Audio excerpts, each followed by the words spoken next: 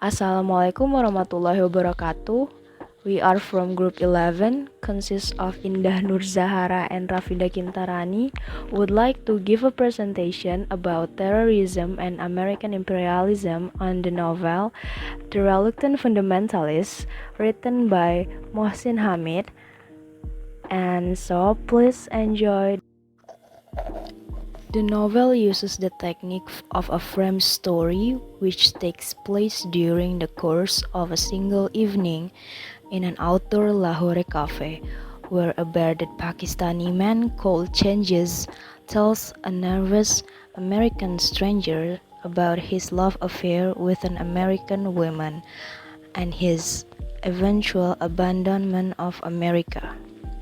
The novel was shortlisted for the 2007 Booker Prize, an Annis Field Wolf Book Award, the South Bank Show Annual Award for Literature, and several other awards. The Guardian selected it as one of the books that defined the decade. A short story adapted from the novel, called Focus on the Fundamentals, appeared in the fall 2006 issue of the Paris Review. A film adaptation of the novel by director Mira Nair premiered at the 2012 Venice Film Festival. The title of the novel is Reluctant Fundamentalist. Reluctant in Oxford Dictionary means hesitating before doing something because you don't want to do it or because you are not sure that is the right thing to do. And fundamentalist in Oxford Dictionary means a person who believes that everything that is written in the scriptures or holy books of their religion is completely true. The second meaning of fundamentalist is a person who follows very strictly the basic principles of any subject or ideology. The reluctant fundamentalist means a very religious person who has no intention to be as he is described to be. The point is that this title describes someone who accepts accusations from society for the stigma that comes from his or her appearance as someone who comes from a country whose citizens have bad stereotypes in society.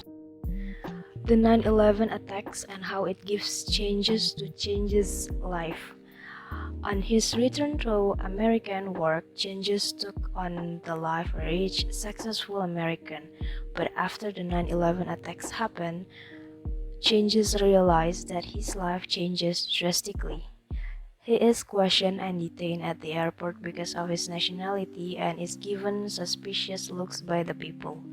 The society Changes live in mistrust him that he is the part of the nation the terrorists came on 9/11 attacks.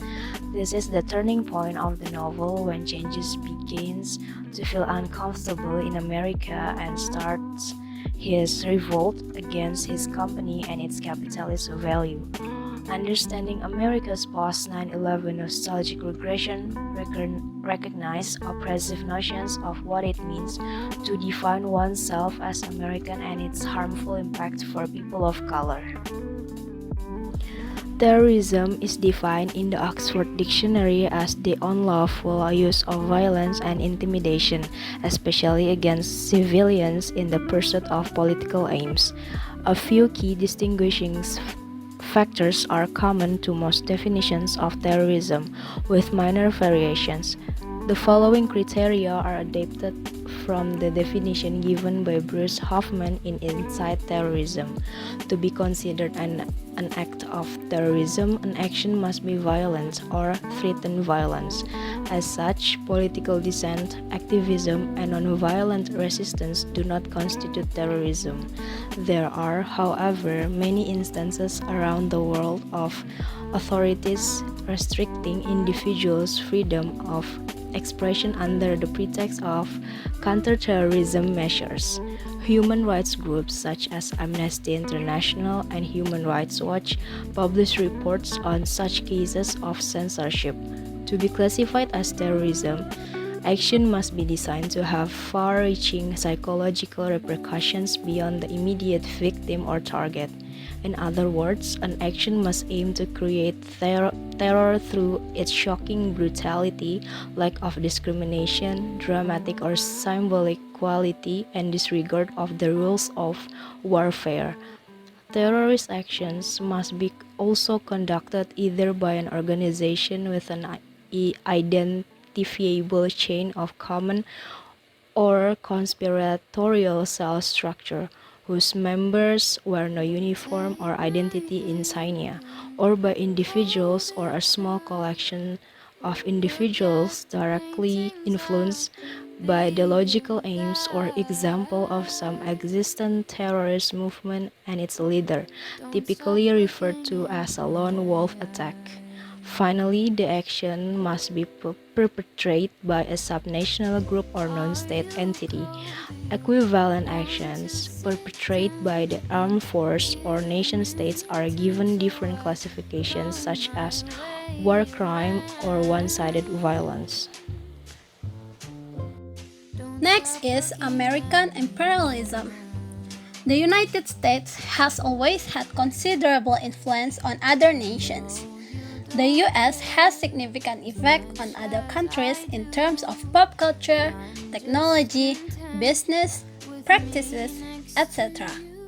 However, the gravity of how much influence America has on other governments is evidenced by American imperialism, which is the military, economic, and cultural influence of the US on other lands, which usually goes hand in hand with expansion on a grand scale into other territories.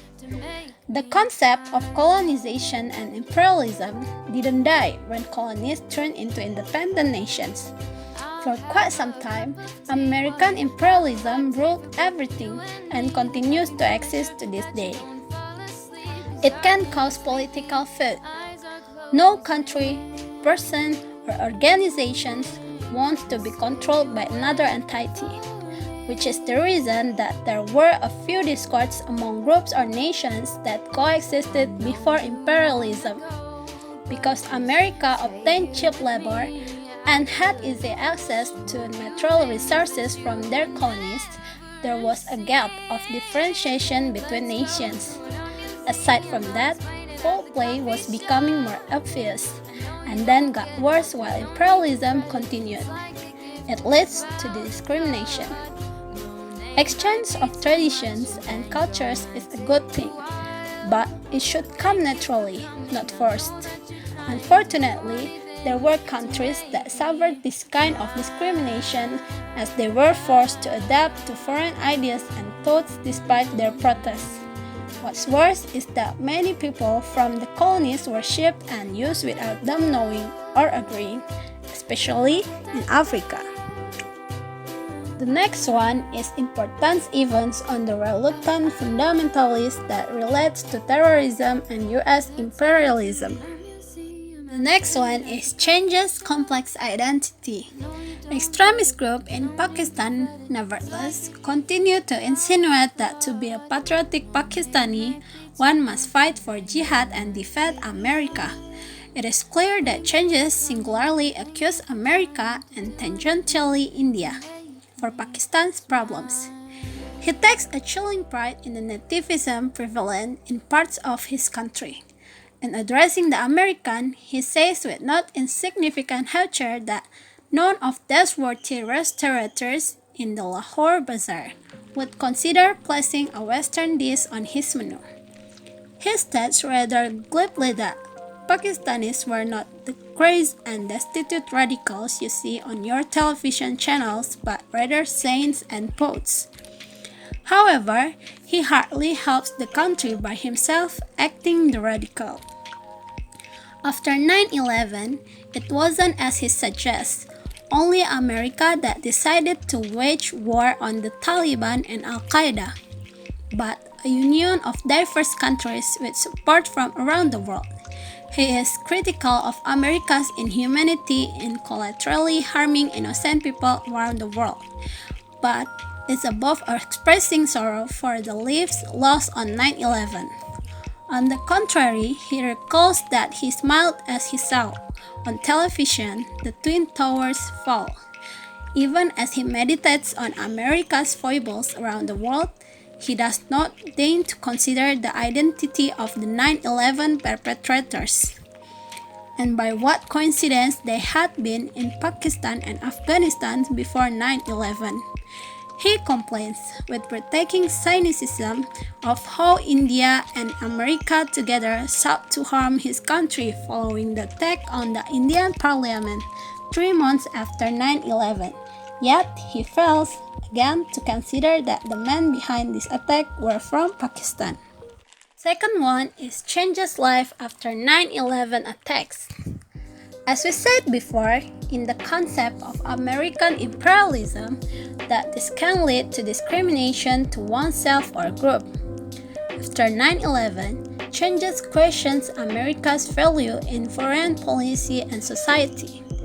Also, Erica's distance and depression led to an identity crisis within changes that includes not only Erica but his life in America. Change's journey and time in America brought him wealth and pain that allows him to grow as a person with greater point of view as he returns to Pakistan.